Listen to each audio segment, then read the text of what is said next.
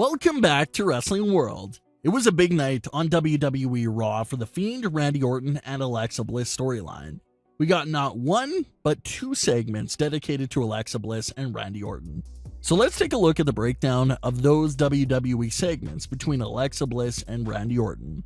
Let's start off with the big segment. Alexa Bliss's Moment of Bliss seems like it has been converted to Alexa's Playground.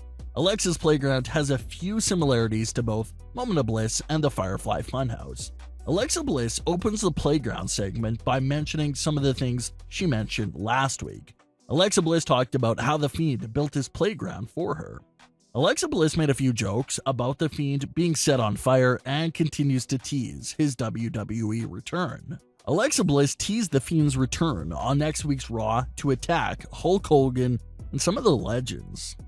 Alexa Bliss then proceeds to invite Randy Orton out to the playground multiple times, but he doesn't come out.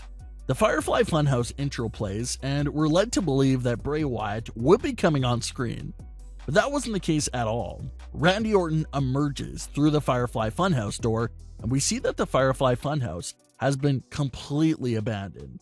No one is inside the funhouse, and the puppets are all just lying around the room. Randy Orton proceeds to break and destroy every single one of Bray Wyatt's puppets, while he mentions to Alexa that he wants to make sure there isn't anything left for the Fiend to come back to. Seeing the funhouse get destroyed triggers something within Alexa Bliss, and she begs Orton to stop and invites him to get into the ring with her later in the show. Alexa Bliss comes out in the main event segment of Raw, and she has switched her attire. Alexa Bliss is no longer wearing her funhouse attire. She's now wearing an all-black dress, and her face is beyond serious. Randy Orton comes out right after Alexa Bliss, and he's looking all over the arena for the Fiend, just assuming that this must be a trap. Orton then asks Alexa, where is he? But she says that it's not about him, it's about her. Alexa grabs a present, and it's a gas container and a box of matches. Alexa Bliss places it in front of Randy Orton and tells him that she wants him to do the same thing to her that he did to the Fiend. Alexa lies on the floor and waits, but Orton doesn't do a thing. That led to Alexa creating a trail of gas from Orton to the center of the ring, but still, nothing. Alexa continued to beg Orton to do it, and even poured gas all over herself at one point. Obviously, it goes without saying that Alexa Bliss's acting in this entire segment was off the charts, as usual. From the second that she came out, all the way to the second that we see her dripping in gas, her facial expressions alone tell the whole story.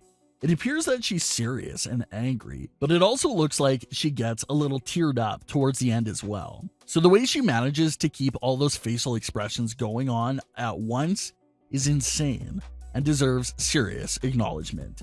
If you're a Hollywood director, Alexa Bliss should be jumping off your screen right now, more than any other superstar.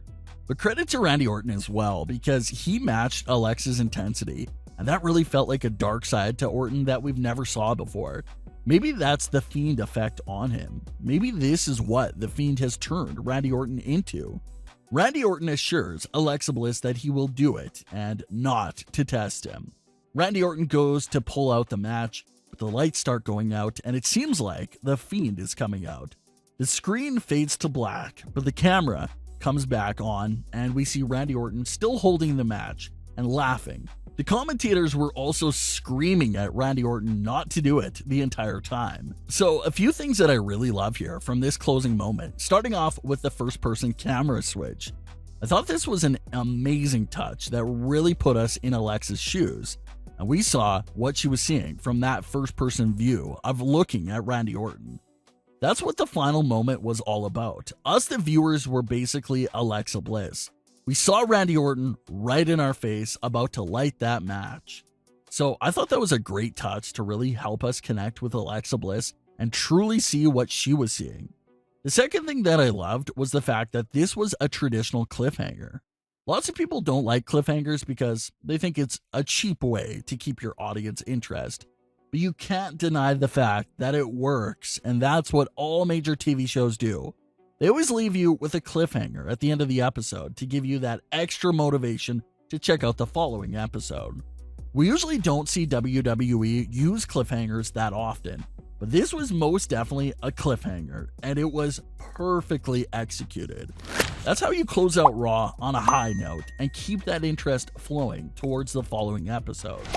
So now we have a full week to speculate about Alexa's fate. Did Randy Orton drop that match on Alexa Bliss, or did something stop him in time? That's going to be the question that the first Raw of 2021 will answer for us. Since it was such a huge cliffhanger, I would expect Randy Orton and Alexa Bliss to go dark on social media just for this week. It was one of those big moments that requires you sort of to keep that immersion intact. Everyone is on edge right now about what happened to Alexa Bliss. So I think it would be a smart move if Alexa and Randy stay off of social media for the week just to build up that suspense and intensity. The cliffhanger won't have as much weight to it if we see Alexa and Randy Orton posting tweets and pictures on social media like nothing happened. Similar to when the Fiend first captured Alexa Bliss, this is just one of those moments that requires them to stay off of social media for the sake of that huge cliffhanger moment. But I absolutely love the cliffhanger and wish WWE would do things like this more often. This week's Raw left you wanting more, and you didn't want it to end, compared to most weeks where you just get a big sense of relief once Raw is over.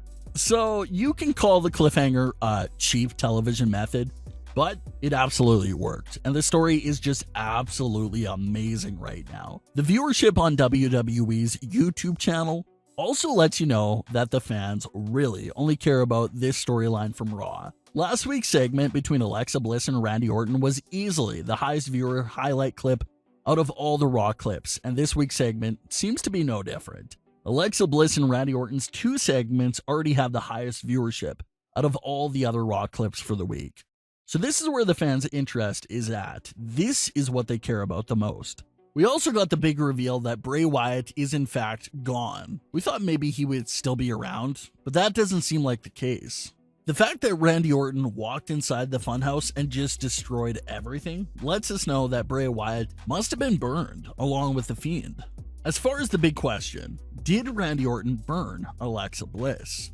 The way Raw ended, WWE sort of left it up to the viewer to decide for themselves. Sure, it appeared as if Randy Orton dropped the match, but you can also make the case that we never saw flames, so maybe he didn't drop it.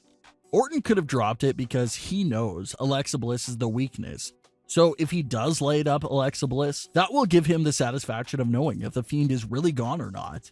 If he's still around, he'll definitely pop up to save Alexa Bliss, but if the Fiend isn't around anymore, no one will save Alexa Bliss. If he did light Alexa Bliss up, it'll be more complicated to bring Alexa Bliss back from that. It's believable for the Fiend to come back from getting set on fire because he's this monster-like figure. But despite her connection to the Fiend, Alexa is still an ordinary woman. So it'll be harder to explain her surviving the fire.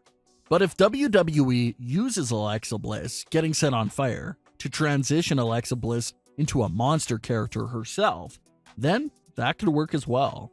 But what did you think of the Alexa Bliss and Randy Orton cliffhanger? Leave your comments, don't forget to subscribe, and leave a like if you enjoyed. Thanks for watching, guys.